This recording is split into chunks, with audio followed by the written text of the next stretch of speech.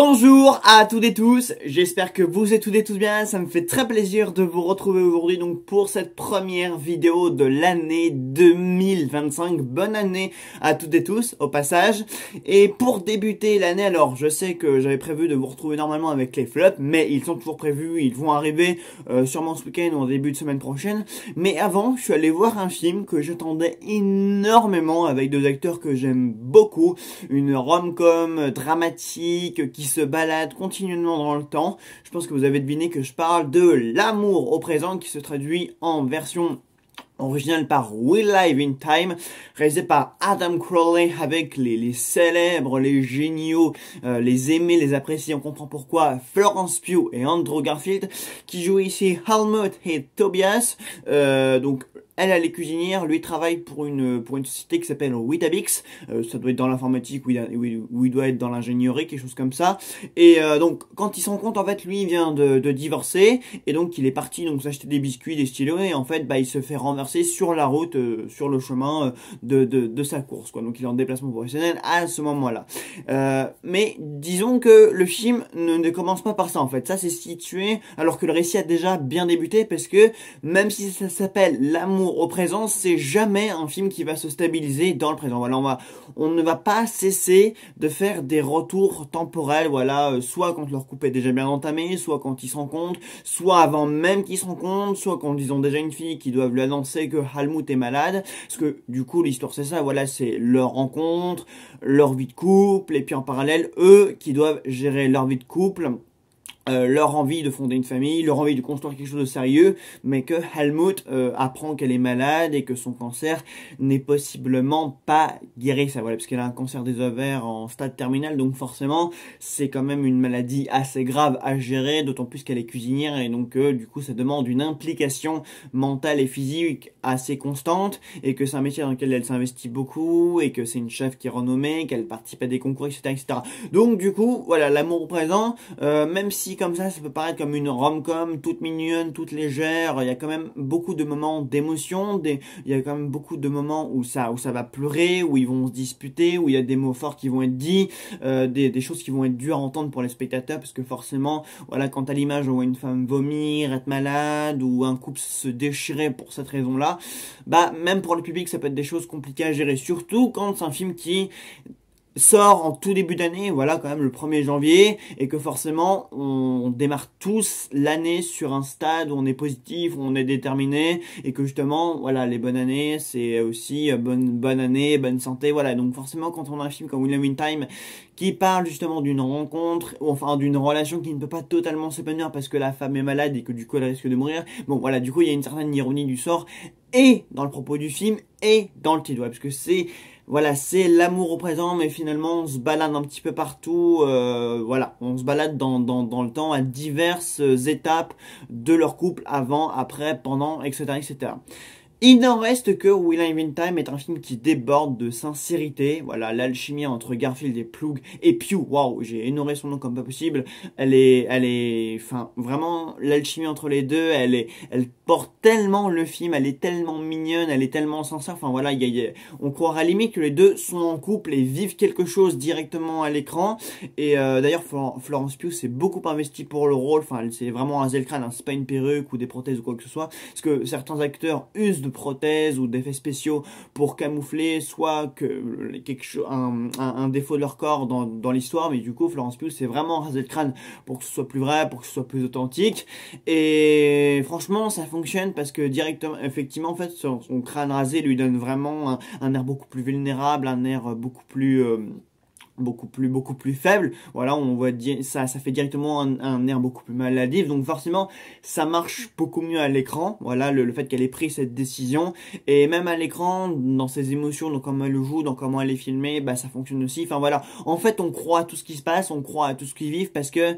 tellement, à chaque fois qu'il y a des interactions un peu houleuses entre eux, ou même très sincères, soit quand ils vivent des moments de joie, quand voilà, ils sont en train de tomber amoureux de l'un de l'autre, ou quand ils sont en train justement donc de discuter de cette maladie et de comment ils peuvent gérer ça et de comment ils peuvent surmonter ça ensemble, bah dans les deux cas on y croit vraiment, parce que on dirait vraiment que ils s'inspirent donc de leurs expériences professionnelles, enfin je pense pas que l'un ou l'autre ait déjà vécu des relations de ce genre-là, mais on a vraiment cette impression, vraiment on a l'impression que chacun puise dans ses émotions personnelles et s'inspire donc de son vécu, donc de sa propre expérience, pour rendre le tout plus authentique en fait. Voilà, quand Andrew Garfield il pleure, on a vraiment l'impression qu'il pleure quoi. Ses larmes sont visibles, ses émotions on les ressent vraiment. Donc il y a, c'est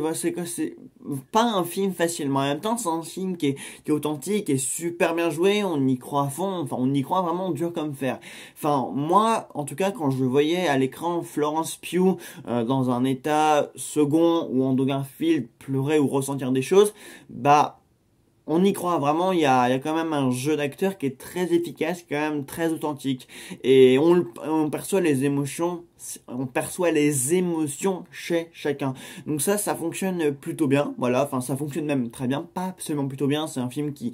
fonctionne très bien sur le côté acting, sur le côté émotionnel, sur le côté psychologique. Et curieusement, c'est un film qui arrive à jongler entre tous ces moments très très forts et intenses, et tous ces moments drôles, parce qu'il y a quand même des moments hyper drôles, juste des petits comme ça qui fonctionnent, par exemple elle qui est en train de perdre les os, qui est en train d'avoir des contractions et donc ils doivent aller d'urgence à l'hôpital, mais leur voiture est coincée justement dans un créneau entre deux bagnoles et ils sont très serrés et du coup lui il doit reculer, avancer, reculer, avancer justement donc sur cette même place alors que sa femme, alors que sa compagne elle est juste à côté et qu'elle est en train de souffrir le martyre. Donc c'est quand même très amusant. Et aussi toute une scène dans une station-service, je ne vous dis pas ce qui se passe à ce moment-là, mais c'est une scène qui est forte, hilarante, drôle, enfin qui mélange plusieurs émotions à la fois, parce que la situation elle est tellement bien trouvée, mais en même temps elle est tellement propre que tu dis waouh, mais incroyable. Vraiment la scène elle dure quand même au moins quelques bonnes minutes et elle fonctionne très bien quoi. Il y a toute une introduction où ils sont dans cette station-service en train de faire leurs achats et puis après on ne s'attend pas à ce qui va suivre et quand ça arrive on se dit mais non, mais ça va pas se passer comme ça. Et en fait si, ça se passe vraiment comme ça et ce qui se passe c'est vraiment hilarant quoi. Donc aussi bien l'introduction de cette scène que tout ce qui s'y passe, comment elle est gérée, aussi bien d'un point de vue dramatique, parce que c'est quand même ce qui se passe quand même, c'est un important et c'est quand même une chose hyper importante dans la vie. Et comment cette scène se conclut, enfin il y a quelque chose qui mélange la mignonnerie, la drôlerie, il y a un côté dramatique aussi qui est un peu accentué. Enfin il y a plein de choses en fait qui se passent dans le film qui se balade entre pas mal de stades d'émotion et à chaque fois c'est toujours hyper bien géré quoi. Donc c'est pas juste la rom-com toute bête, toute légère, c'est vraiment une comédie qui alterne entre plusieurs stades d'émotion parce que c'est un couple qui alterne entre plusieurs stades. Voilà, un coup il y a de l'espoir, un coup il y en a plus, un coup c'est désespéré, un coup c'est tout beau tout rose, un coup ils tombent amoureux, un coup ils doivent annoncer à leur fille que Helmut a un cancer. Enfin voilà, c'est un film qui passe vraiment par beaucoup de choses et qui nous fait ressentir beaucoup de choses. Et quand on ressort de la séance, on se dit pas waouh c'était tout mignon, enfin c'est pas non plus un film bien heureux où ils vécurent tous heureux jusqu'à la fin des temps. Non, là le message c'est plutôt l'amour peut effectivement soutenir ce genre de choses, ce genre de drame, ce genre de révélation, ce genre d'épreuve. Mais voilà, enfin il y a beaucoup de choses quand même qui se passent et ça fonctionne extrêmement bien. Quel sang, vous savez où il est? Ça, j'en ai aucune idée. Je suis désolé, mais est-ce qu'on se connaît? Oui, non, c'est moi qui vous ai renversé. Désolée. C'est pas grave. Donc oui, je vous recommande beaucoup Will I Win Time. Alors je sais pas si forcément ce début d'année vous êtes demandeur de ce genre d'intrigue émotionnellement chargée, très intense, mais je peux vous le garantir, c'est quand même un film qui fait du bien, voilà, parce qu'il y a beaucoup de moments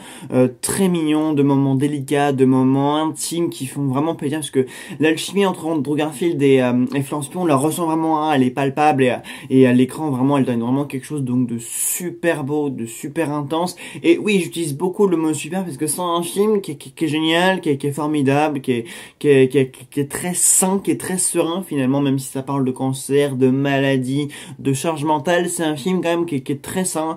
qui se balade dans le temps, donc qui se repose pas forcément sur son présent, et justement ça permet quand même à l'histoire de pas juste être une rom-com banale, ça permet d'être une rom-com tantôt drôle, tantôt dur. Waouh, j'essaie de trouver mes mots, mais voilà quoi, c'est un film qui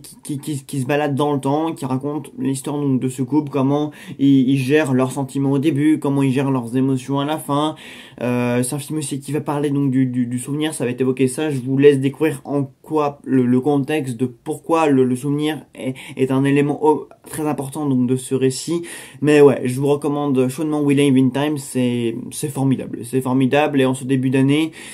c'est pas forcément le bienvenu pour tout le monde, voilà, encore une fois, parce que voilà, on part toujours sur le concept de bonne année, bonne santé, etc. Donc forcément, quand vous allez voir un film qui justement, en plus ça parle aussi un petit peu du nouvel an à un moment, mais quand ça parle aussi de ça et que derrière il y a toute une thématique donc de surmonter une maladie,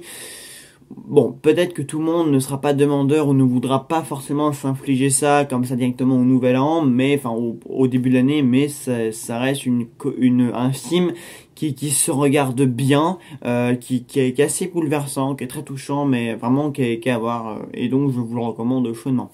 Voilà, bah écoutez, j'espère que la critique vous aura plu. Voilà, en tout cas, je vous encourage une nouvelle fois à aller voir le film si vous n'avez pas déjà compris que je vous le recommande chaudement. Voilà. Et puis, on se retrouve très vite pour les flops cette fois-ci. À très vite. Je te regarde et toi.